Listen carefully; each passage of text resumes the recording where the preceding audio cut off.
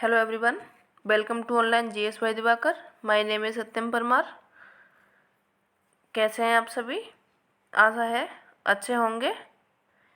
तो अभी तक हम करंट अफेयर्स डिस्कस कर रहे थे, जिसका ये पार्ट 7 है। ये जो करंट अफेयर्स है वो आपकी NET, SET, UP TET, TET, CTET, IAS, PCS अन्य सभी परीक्षाओं के लिए काफ़ी महत्वपूर्ण है। चलिए देखते हैं। आप सभी पार्ट हमारे channel online GS by Diwakar से जाकर देख सकते हैं। चलिए शुरू करते हैं क्वेश्चन नंबर 1 से। निम्नलिखित में से कौन सी केंद्रीय बजट 2023 से 24 की प्राथमिकता है? इसके ऑप्शन दिए गए हैं।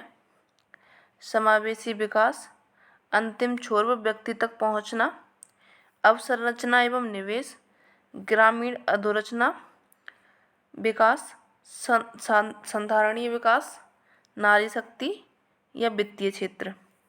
तो इसका जो सही ऑप्शन है वो आपका हो जाएगा समावेशी विकास, अंतिम छोर व व्यक्ति तक पहुंचना और अवसंरचना एवं निवेश। बाकी की ये नहीं है। ठीक है, यानी कि आपका ऑप्शन ए सही हो जाएगा। Next question. भारत की कौन सी उपलब्धि समावेशी विकास को परिलक्षित करती है? स्वच्छ भारत मिशन के अंतर्गत 11.7 करोड़ परिवारों में शौचालय की व्यवस्था, प्रधानमंत्री उज्ज्वला योजना के अंतर्गत रसोई गैस के 9.6 करोड़ कनेक्शन, 120 करोड़ लोगों को 220 करोड़ कोरोना वैक्सीन का टीकाकरण, 47.8 करोड़ प्रधानमंत्री जनधन बैंक खाते। तो इसके ऑप्शन दिए गए हैं केवल 1, 2, 4, केवल 1, 2, 2, 3, 4 या 1 और 2 या फिर 1, 2, 3, 4 सभी दिए गए हैं। तो इसका आंसर आपका सही हो जाएगा ऑप्शन नंबर डी, क्योंकि ये सभी सही हैं। नेक्स्ट क्वेश्चन देखते हैं।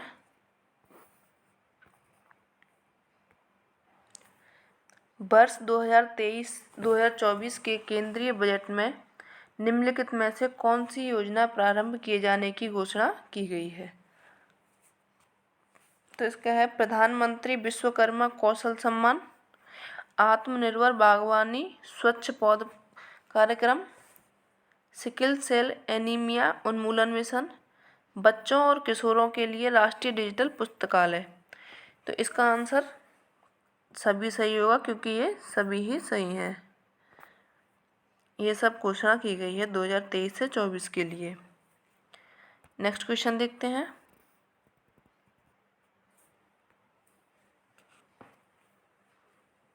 श्री अन्न के संदर्भ में निम्नलिखित में से कौन सा कथन सही नहीं है? तो श्री अन्न का उल्लेख 2023 से 24 के केंद्रीय बजट में किया गया था। ज्वार, रागी, बाजरा, कुट्टू, रामदाना, कंगनी, कुटकी, कोदो, चीना और सामा को श्री अन्न का नाम दिया गया है। श्री अन्न एक विशेष प्रकार का धान है जो पश्चिमी बंगाल में उगाया जाता है। भारत विश्व में श्री अन्न का सबसे बड़ा उत्पादक व दूसरा सबसे बड़ा निर्यातक है। तो इसका सही नहीं ढूंढना है। सही नहीं, तो यानी कि ये सही नहीं है, पश्चिम बंगाल में नहीं उगाया जाता है। बाकी की ये तीनों ए, बी और डी सही हैं आपके। इसका ऑप्शन हमें सही नहीं ढूंढना है, तो सी ऑप्शन इसका सही हो जाएगा। नेक्स्ट क्वेश्चन देखते हैं।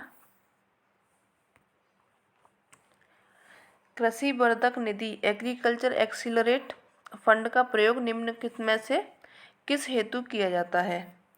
तो यह एग्री स्टार्टअप्स की स्थापना ग्रामीण क्षेत्र में युवा उद्यमियों द्वारा किए जाने पर, किसानों को नवोन्मेषी एवं किफ़ायती समाधान उपलब्ध कराने पर, कृषि पद्धतियों को बदलने, उत्पादकता एवं लाभप्रदता को बढ़ाने के लिए आधुनिक प्रौद्योगिकी को बढ़ावा देना।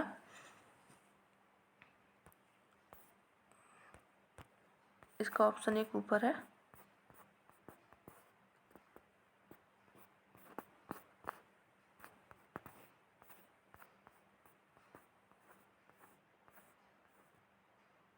तो इसका ऑप्शन ये ऊपर दिए गए हैं। इसके ऑप्शन दिए हैं केवल एक या दो, दो या तीन, या एक दो तीन। तो इसके तीनों ऑप्शन सही हो जाएंगे। डी ऑप्शन इसका सही है। एक बार फिर से देख लेते हैं। तो एग्री स्टार्टअप्स की स्थापना ग्रामीण क्षेत्र में युवा उद्यमियों द्वारा की गई थी, ये सही है। किसानों को नवोन्मेषी एवं किफायती समाधान उपलब्ध कराने के लिए, ये भी सही है। कृषि पद्धतियों को बदलने, उत्पादकता एवं लाभप्रदता को बढ़ाने के लिए आधुनिक प्रौद्योगिकी को बढ़ावा देना, ये तीनों ही सही है आपका। तो ऑप्शन आपका डी सही हो जाएगा। एक दो तीन सही। नेक्स्ट क्वेश्चन,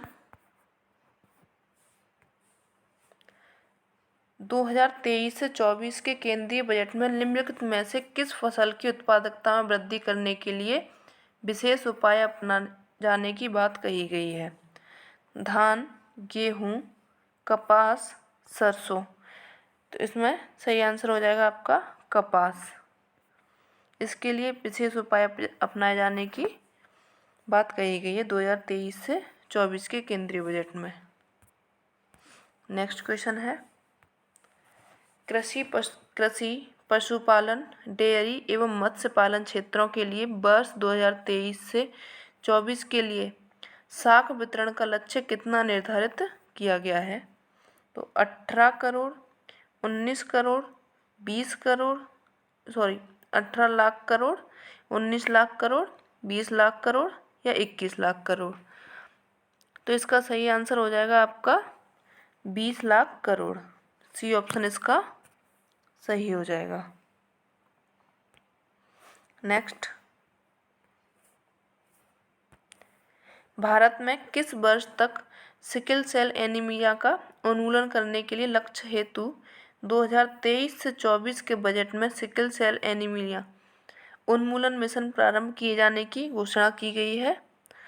2030, 2035, 2040, या 2047। तो इसका सही आंसर हो जाएगा ऑप्शन नंबर डी, 2047 तक। नेक्स्ट क्वेश्चन,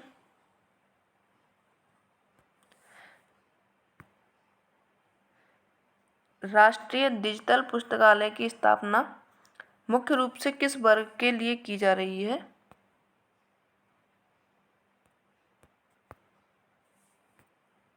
बच्चों और किशोरों के लिए, उच्च शिक्षा में अध्ययनरत युवाओं के लिए, व्यावसायिक और पाठ्यक्रम में अध्ययनरत किशोरों के लिए, प्रौढ़ शिक्षा में अध्ययनरत व्यक्तियों के लिए। तो इसका सही ऑप्शन हो जाएगा आपका बच्चों और किशोरों के लिए।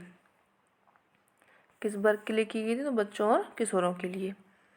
नेक्स्ट क्वेश्चन, वर्ष 2023 से 24 के बजट में घोषित पीवीटीजी विकास मिशन किस वर्ग के सर्वांगीण विकास हेतु लक्षित है? दिव्यांगजन, संवेदनशील जनजातीय समूह, घुमंतु जातियाँ, या निर्माण परियोजनाओं का कार्यरत श्रमिकों के लिए। तो इसका सही ऑप्शन हो जाएगा आपका संवेदनशील जनजातीय समूह के लिए। ऑप्शन नंबर बी इसका सही हो जाएगा। नेक्स्ट क्वेश्चन, निम्नलिखित में से किस योजना के लिए वर्ष 2023 से 24 के बजट आवंटन में 66% की वृद्धि करके कुल आवंटन परिव्यय 79,000 करोड़ कर दिया गया है? तो महात्मा गांधी ग्रामीण रोजगार गारंटी योजना, जो कि मनरेगा बोला जाता है, ग्रामीण स्वच्छ मिशन, प्रधानमंत्री आवास योजना, समग्र शिक्षा अभियान। तो इसका सही ऑप्शन है प्रधानमंत्री आवास योजना। इसका आवंटन कितना कर दिया गया? 79,000 करोड़। नेक्स्ट क्वेश्चन, भारत साझा पुरालेख निधान भारत श्री का उद्देश्य क्या है? भारत श्री देश के प्रसिद्ध पुस्तकालयों में प्राचीन पांडुलिपियों का संरक्षण, प्राचीन पुरालेखों का डिजिटलीकरण, शिलालेखों और कलाकृतियों का डिजिटलीकरण, दुर्लभ और विलुप्त प्राय पांडुलिपियों का डिजिटलीकरण। तो इसका सही आंसर हो जाएगा आपका प्राचीन पुरालेखों का डिजिटलीकरण। ऑप्शन नंबर बी इसका सही हो जाएगा। नेक्स्ट क्वेश्चन, वर्ष 2023-24 के संघीय बजट में जेलों में बंद कतिपय संवर्ग के कैदियों को वित्तीय सहायता प्रदान किए जाने का उल्लेख है। यह सहायता किस वर्ग के कैदियों को मिलेगी? तो ये ऐसे कैदियों को जिनका परिवार विपन्नता में जीवन यापन कर रहा है, ऐसे कैदियों को जो परिवार के एकमात्र आय अर्जन करता थे और परिवार की जीविका का कोई अन्य साधन नहीं है, ऐसे निर्धन कैदी जो 15 वर्ष से अधिक समय से जेलों में बंद हैं, या ऐसे निर्धन कैदियों को जो अदालत द्वारा आरोपित जुर्माना या जमानत राशि की व्यवस्था करने में असमर्थ हैं। तो इसका सही ऑप्शन हो जाएगा आपका ऑप्शन नंबर डी, ऐसे निर्धन कैदियों को जो अदालत द्वारा आरोपित जुर्माना या जमानत राशि की व्यवस्था करने में असमर्थ हैं। नेक्स्ट क्वेश्चन, क्वेश्चन नंबर 14, वर्ष 2023 से 24 के संघीय बजट में पूंजीगत निवेश परिव्यय के बारे में की गई घोषणा के संबंध में निम्नलिखित में से कौन सा तथ्य सही है? परिव्यय में लगातार तीसरे वर्ष 33% की तीव्र वृद्धि करके इसे 10 लाख करोड़ कर दिया गया है। वर्ष 2023 से 24 की पूंजीगत निवेश परिव्यय आवंटन सकल घरेलू उत्पाद का 3.3% होगा। वर्ष 2023 से 24 का परिव्यय 2019 से 20 के परिव्यय से लगभग 3 गुना होगा। तो इसका सही ऑप्शन हो जाएगा आपका, ऑप्शन नीचे दिए गए हैं, इसके ऑप्शन तीनों ही सही हैं, यानी कि ऑप्शन इसका डी सही हो जाएगा। नेक्स्ट क्वेश्चन है क्वेश्चन नंबर 15। क्वेश्चन नंबर 15, निम्नलिखित कथनों पर विचार कीजिए।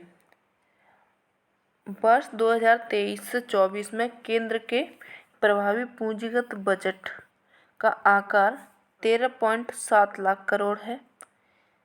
वर्ष 2023 से 24 में केंद्र का प्रभावी पूंजीगत बजट सकल घरेलू उत्पाद का 4.5% होगा। तो इसके भी ऑप्शन दिए गए हैं, केवल एक, केवल दो, एक और दो, दोनों, ना ही एक ना ही दो। तो इसका ये और ये दोनों ही सही हैं, तो ऑप्शन इसका सी होगा।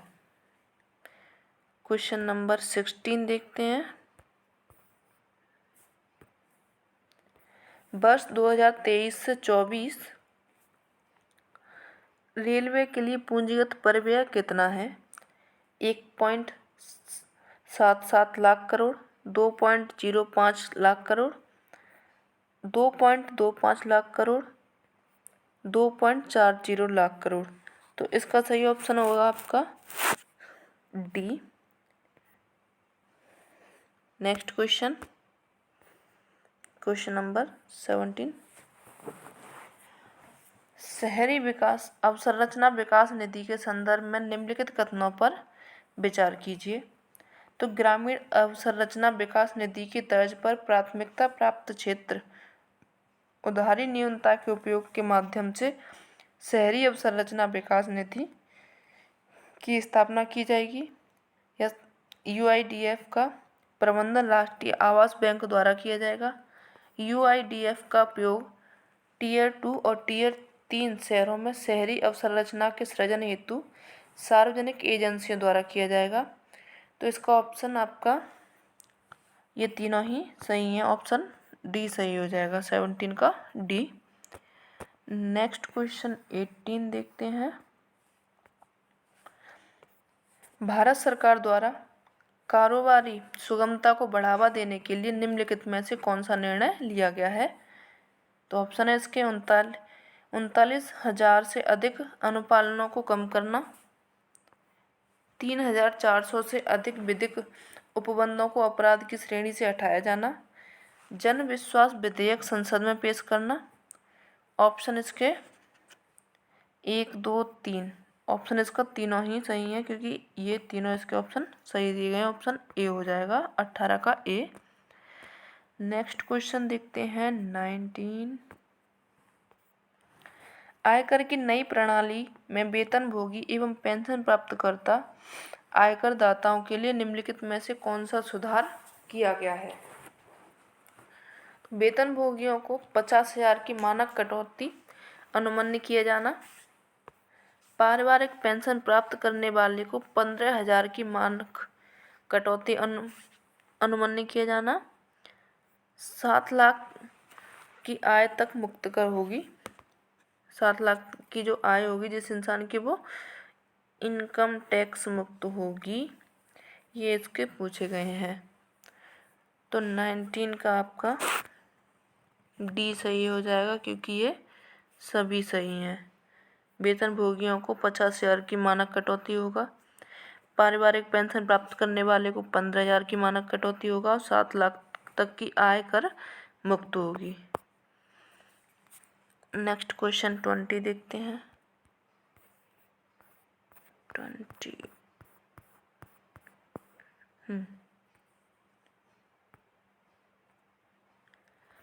व्यक्तिगत आयकर पर अधिकार के संदर्भ में वर्ष 2023 से 24 के बजट में घोषित निम्नलिखित प्रावधानों पर विचार कीजिए। इसके ऑप्शन है 2 करोड़ से अधिक आय के लिए उच्चतम अधिभार 25% होगा। आयकर की प्रभावी अधिकतम दर लगभग 42.7% से कम होकर 39% रह जाएगी।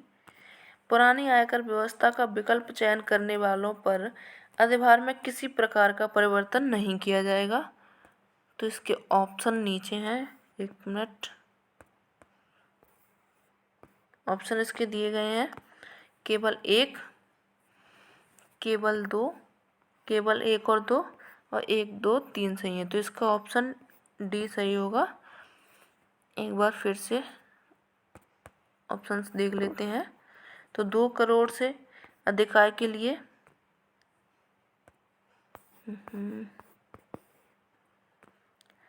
2 करोड़ से अधिक आय के लिए उच्चतम अधिभार 25% होगा, सही है।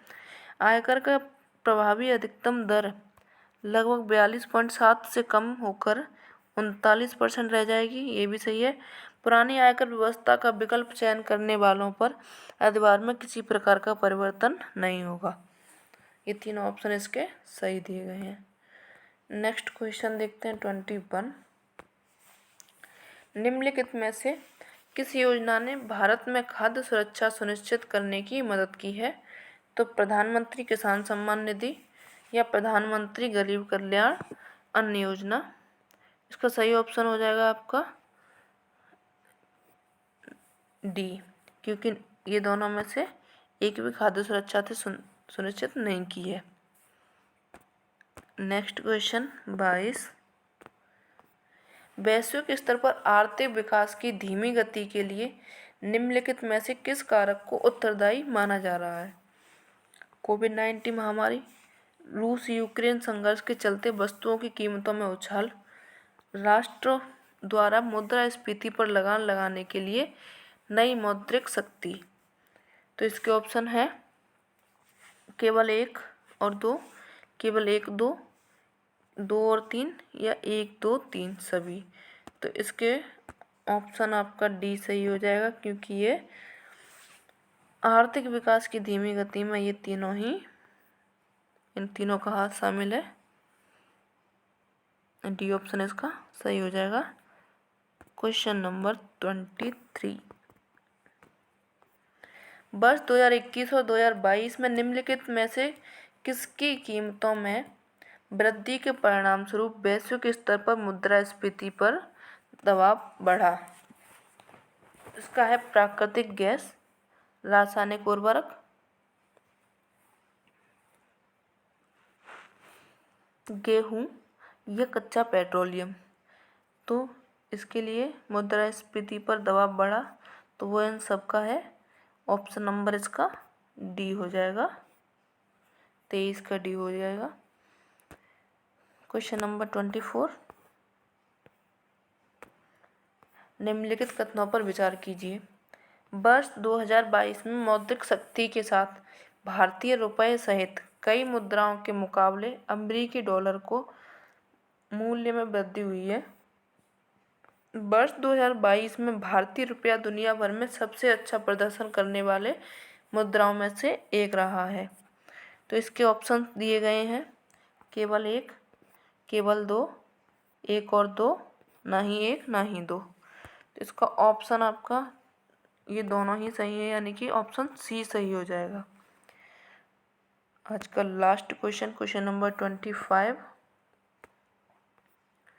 आर्थिक समीक्षा 2022 से 2023 में निम्नलिखित में से किसे अनिवार्य रूप से यूरोप में भू राजनीतिक विवाद का परिणाम माना गया है? तो भारतीय रिजर्व बैंक द्वारा की गई मौद्रिक शक्ति, चालू खाते के घाटा में वृद्धि होना, भारत के निर्यातों को स्थिर वृद्धि करना। तो इसके लिए भारतीय रिजर्व बैंक द्वारा मौद्रिक शक्ति, चालू खातों में वृद्धि, ठीक है, भारत में निर्यातों की स्थिर वृद्धि। तो इसके ऑप्शन नंबर ए सही हो जाएगा, क्योंकि तीनों ही ऑप्शन इसके सही दिए गए हैं। ठीक है, आज के सेशन में सिर्फ इतना ही। कैसा लगा चैनल को लाइक करें, सब्सक्राइब करें, जो भी गलती हो उसे ज़रूर बताएं। धन्यवाद, मिलते हैं अगले सेशन में, तब तक के लिए धन्यवाद। राधे राधे, राम राम।